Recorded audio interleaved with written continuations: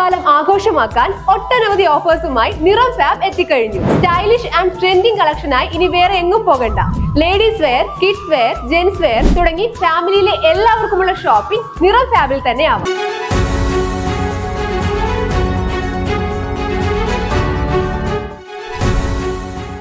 ടിപ്പറും കാറും ഇരുചക്ര വാഹനവും കൂട്ടിയിടിച്ച അപകടം.